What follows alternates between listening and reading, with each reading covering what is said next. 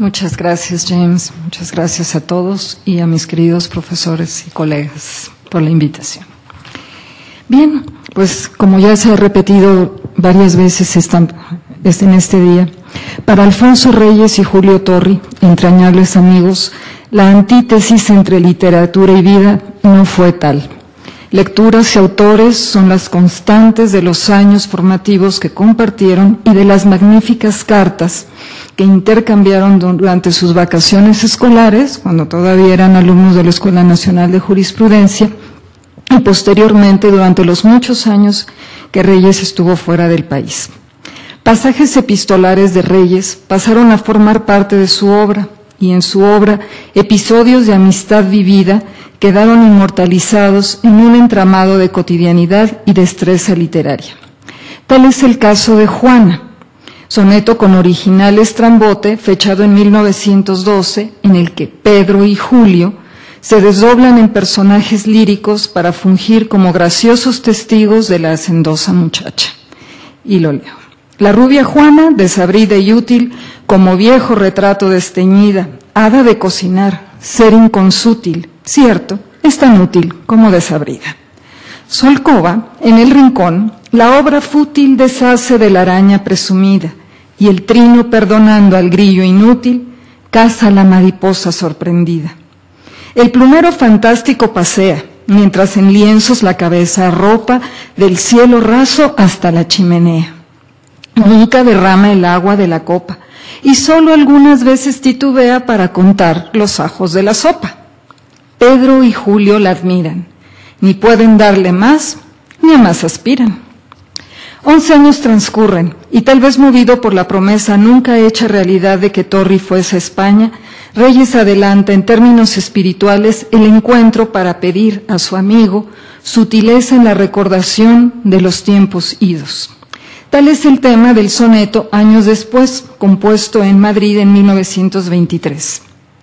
Y dice Reyes a Torri: cuando vuelvas a verme, Julio, tarda en acercarte hasta las confidencias, que el temple con los años se acobarda y las distancias fundan diferencias. Cuántas veces, rumiando mis ausencias, temblé por esa prueba que me aguarda, la de restituirme a mis querencias y apreciar mi jardín desde la barda. Cuando vuelvas a verme, Julio, evite esas intimidades agresoras, prendas de una juventud marchita, y despacio y con arte, a ver si exploras esa zona hechizada que limita la inefable cortina de las horas. Por parte de Julio Torri, el juego de hacer de la creación literaria fortísima razón de acercamiento adquiere otros visos.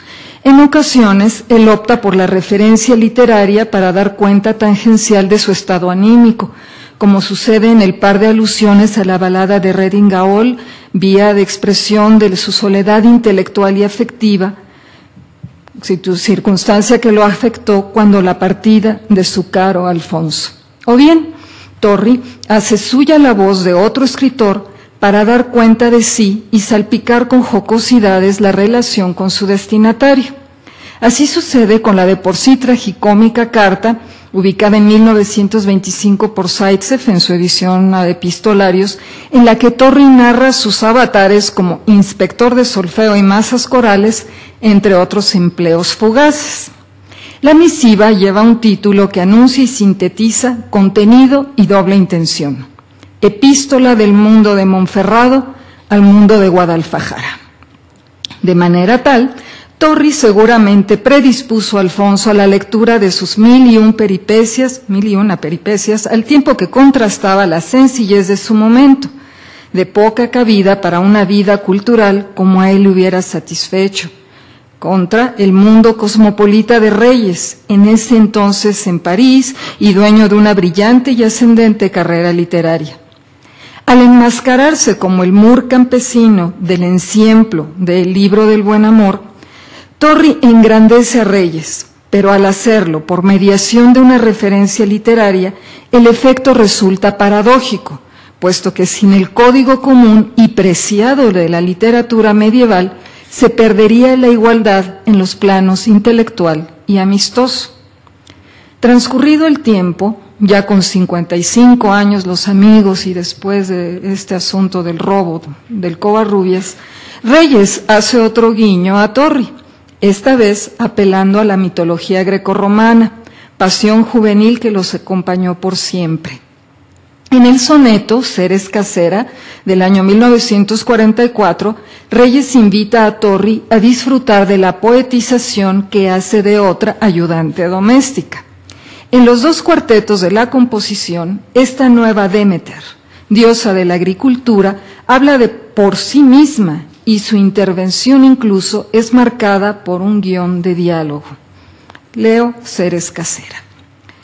Fue una Ceres casera quien decía: subo al balcón para regar mi tiesto y a la hora del lucero azul del día me voy al mar con lo que traigo puesto. Como aquella que apenas se atavía, ando por el mercado con mi cesto y solo pago donde no se fía, porque para ofrecer me basta un gesto. Si eres madrugador, Julio, te invito a verla cuando vuelve de la plaza, propia figura del arcaico mito, sin aderezo casi ni añagaza, misterio natural del apetito, que en su sola fragancia se solaza. El salero de la composición radica no solo en el que el artificio del lenguaje dista de la manera en que la muchacha se expresaba, seguramente era otra Aneliña, sino en la manera en que se ofrece gustosa. Pero más divertido aún resulta imaginar, a decir de los tercetos, a Reyes y a Torri, cincuentones, muy de mañana, persiguiendo con la mirada a una chica ligera de ropas. Reservo momentáneamente la coincidencia de la presencia de las figuras femeninas en Juana y Ceres Casera. En este calendario lírico toca el turno a Torri, quien abre el cuaderno conmemorativo de los 60 años del polígrafo con tan solo 4 versos en decasílabos. En el acuario de su vida breve, áureas fulguran las antiguas lumbres, que tornasolan gráciles las brisas. Perdona, Alfonso, que probaba el lápiz. A partir del motivo elogioso, los primeros 3 versos de arranque descriptivo inflamado sitúan a Reyes como un escritor iluminado por las obras y los autores selectos de la tradición literaria, las antiguas lumbres, pero también distinguido a la vez que mesurado, tornasolado, a resultas de lo novedoso, las gráciles brisas. En esta parte destacan 2 pares de oposiciones en relación a intensidad y fuerza. Al nivel del verso, la suavidad sonora del primero contra la fuerza del segundo. En el plano de la palabra, áureas fulguran, lumbres, con respecto a las de suavidad y ligereza, breve, gráciles, brisas. La imagen de Reyes como un escritor cabal queda afianzada en las referencias a los 4 elementos que constituían al universo heleno: agua, acuario, fuego que ilumina y da calor, no como el que extingue, en el caso de lumbres, aire, brisas y la tierra, o el elemento mineral representado muy probablemente por el grafito de lápiz. Por forzada, esta última alusión parece no tener cabida en el conjunto, como tampoco parece tenerla el verso que la contiene. En efecto, la lectura se trunca en varios niveles. En el léxico se contraponen los vocablos rebuscados y escogidos a los coloquiales. En el sintáctico, la transposición se enfrenta al orden usual y, sobre todo, la inserción parentética del último verso destaca el comentario cotidiano del hecho de probar un lápiz. La gran antítesis que constituye el último verso con respecto a los anteriores sorprende al lector por transgredir las expectativas creadas. Si inicialmente ha elevado a las alturas de un encomio inclusive hiperbólico, más adelante cae en la cuenta de que fue atrapado por un mero ensayo, al parecer ni siquiera de escritura, sino de las propiedades físicas del instrumento. El ingenio de los 4 versos torrianos remite entonces a la ya legendaria habilidad del saltillense para lograr su cometido literario en contadísimas palabras y con un humor a primera lectura. En este caso, Torri evidencia su dedicatoria con la apelación implícita de perdona, sumada al nombre de su amigo. Empero, la mayor competencia del lector, más visos seductores han de hallarse en toda composición torriana, y nuestro cuarteto no es la excepción, puesto que admite otros niveles de inteligencia. Uno de ellos tiene su antecedente en el año 2000, cuando el erudito Antonio Carrera topó con ellos en el cuaderno de homenaje a Reyes y los llevó a nosotros, sus estudiantes de la asignatura de edición de textos en este Colegio de México. El chascarrillo de Torri dio pie a que el doctor Carreira insistiera nuevamente en la importancia del conocimiento de los autores antiguos para entender a los modernos. El motivo: el último verso torriano aludía al cierre del soneto lopiano, Rasgos y borrajos de la pluma, que dice: lazos de plata y de esmeralda rizos, con la hierba y el agua forma un charco, haciéndole moldura y verde marco, lirios morados, blancos y pajizos. Donde también los ánades castizos, pardos y azules, con la pompa en arco, y palas de los pies parecen barco, en una selva, habitación de erizos. Hace en el agua el céfiro inquieto, esponja de cristal la blanca espuma, como que está diciendo algún secreto. En esta selva, en este charco, en suma. Pero por Dios, que se acabó el soneto. Perdona, Fabio, que probé la pluma. En este soneto indica el doctor Carreira, lo cito, casi la única dificultad está en el probar la pluma o hacer rasgueos en el papel para ver si se ha cortado bien la pluma de ganso con que se escribía. En 1949 también se cortaban o afilaban los lapiceros, pues no eran aún comunes los afilalápices. Y añade que los versos de Torri, continuó la cita, que no aluden para nada al cumpleaños, se convierten en el mejor homenaje al gran conocedor y degustador de nuestros clásicos. Es fácil de imaginar la sonrisa de don Alfonso al leer el cuarto verso, por lo que dice el refrán: a buen entendedor, pocas palabras. Sin embargo, al ahondar en las situaciones literarias y vitales en torno al hipotexto lopiano, se develan otros niveles de significación de la composición de Torri, es decir, una comprensión más cabal del texto inspirador y su sistema, ilumina por una parte las no siempre evidentes intenciones del autor de ensayos y poemas y por la otra las habilidades de desciframiento y de contestación de su apelado. Por ejemplo, hemos de notar que el soneto forma parte de las rimas humanas y divinas del licenciado Tomé de Burguillos del año 1634, donde uno de los temas predominantes es la reflexión, a veces crítica y humorística, sobre la tensión entre las tradiciones y las formas literarias novedosas, al parecer tema del cuarteto de Torri. Entonces podemos inferir que la decisión de Torri por fundamentar el encomio a Reyes a partir del binomio antiguos y modernos coincide con un motivo sustantivo para Lope al escribir sus rimas y para Reyes en su invaluable labor como filólogo y estudioso de tradiciones. Tampoco es difícil descubrir en el trío un afán por aunar sonoridad e imagen. En el caso de Lope, el ideal estético de la poesía como pintura proviene del Renacimiento, pero él, cito a Mercedes Blanco, la experimenta con tanta intensidad que la convierte en una característica de su poética personal. En el caso de Torri y Reyes, basta recordar que en su juventud se familiarizaron de primera mano con los preceptos estéticos de Ruskin y Pater, quienes abanderaban la unidad de las artes y la pintura como vía hacia el ideal estético.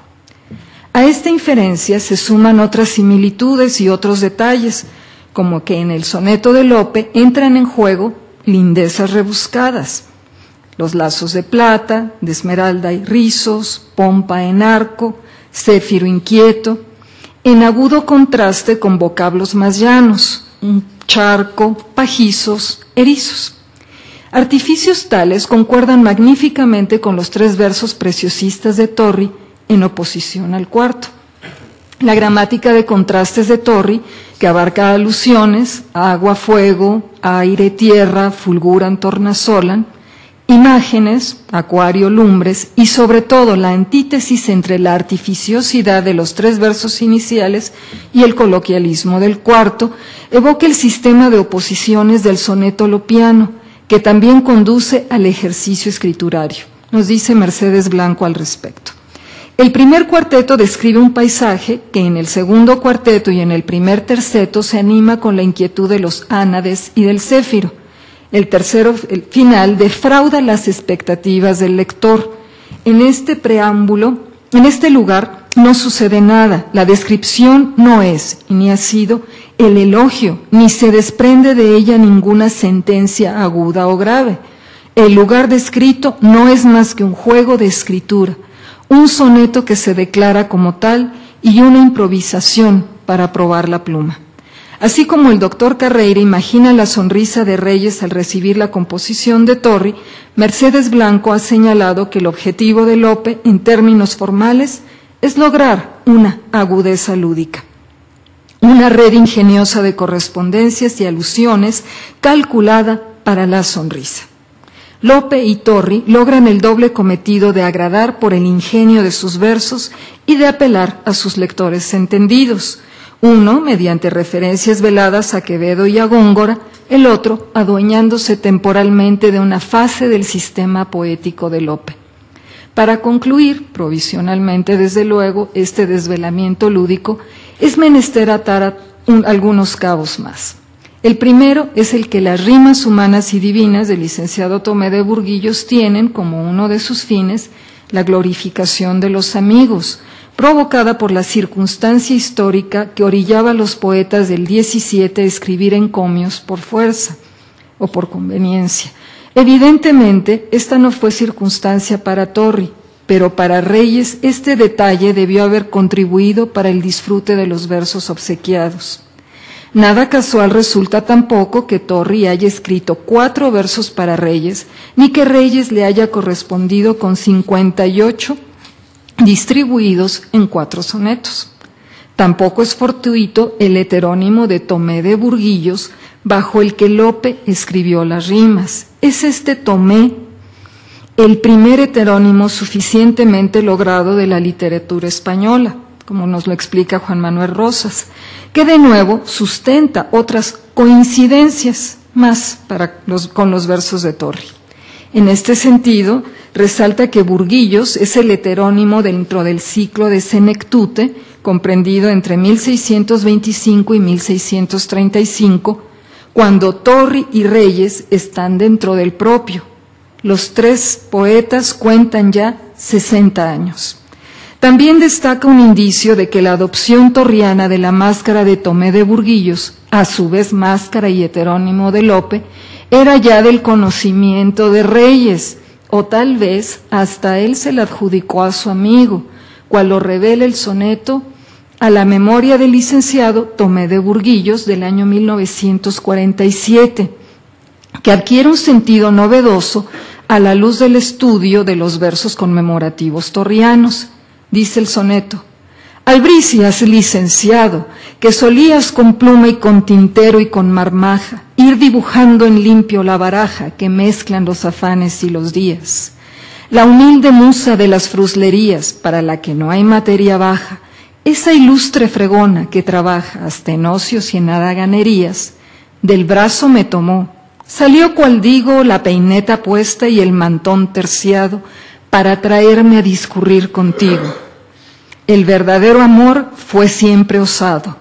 Fui tu devoto, quiero ser tu amigo, de que te pido albricias, licenciado. Interpretar el poema de Reyes como una apelación al heterónimo de Lope sorprende en demasía, puesto que el yo lírico se sitúa en un tiempo presente frente a un interlocutor de quien desea su amistad, pero del que solo se tiene su memoria. Y la imagen de Reyes frente a Lope en este contexto resulta forzada. Por el contrario, el soneto adquiere trascendencia vital y literaria si entendemos que detrás del licenciado, además de Lope, está Torri, que el tiempo no ha cambiado el deseo de estrechar la amistad, que el motivo de inspiración es una imagen femenina, humilde a la vez que donosa e incitadora a la tertulia, que en los sonetos anteriores comentados recibió el nombre de Juana o de Ceres, y que concuerda con el Lope sexagenario, envejecido, loco enamorado de ninfas lavanderas del Manzanares, como lo define Antonio Carreño. El rompecabezas se ha completado. Son Reyes y Torri que entre veras y burlas, en carne y sangre, como dijo alguna vez Torri, sujetos a su musa, han vivido por y para una escritura con pluma y tintero, de rasgos y borrajos de la pluma, probando el lápiz, que ha sostenido su larga conversación. No es fortuito que Reyes haya situado los sonetos comentados en la sección titulada Charla. Los divertimentos de su complicidad amistosa llegan a un máximo refinamiento en sus propios ciclos de senectud, con lo que el artificio literario se torna en la vía óptima para expresar la sinceridad del afecto. Incluso el soneto grave, años después, tiene su debido cierre en Los dos viejos, fechado el 27 de junio del 49, y dice: Julio, ya la amistad que nos unía suelta la ganga y beneficia el oro, que en los veneros de la edad se cría y más se ahonda cuanto más la exploro. Corre celoso el tiempo y nos espía, pero no ignoras tú, ni yo lo ignoro, que arde mejor la leña todavía si los años le prestan su decoro.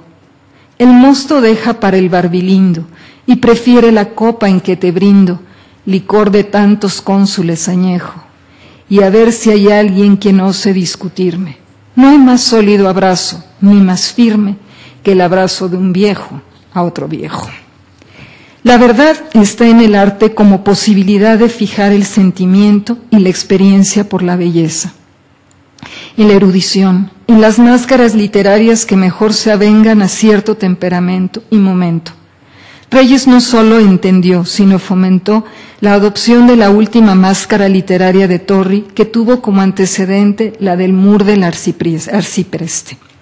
El juego mismo se sustentó en los encadenamientos de yoes que se formulan como sustratos biográficos y fabulaciones, parafraseando a Antonio Carreño. Y el juego se continúa. Los homenajes literarios con que Reyes y Torri se obsequiaron mutuamente coinciden con el homenaje que hoy rendimos a sus personalidades poéticas. Muchas gracias.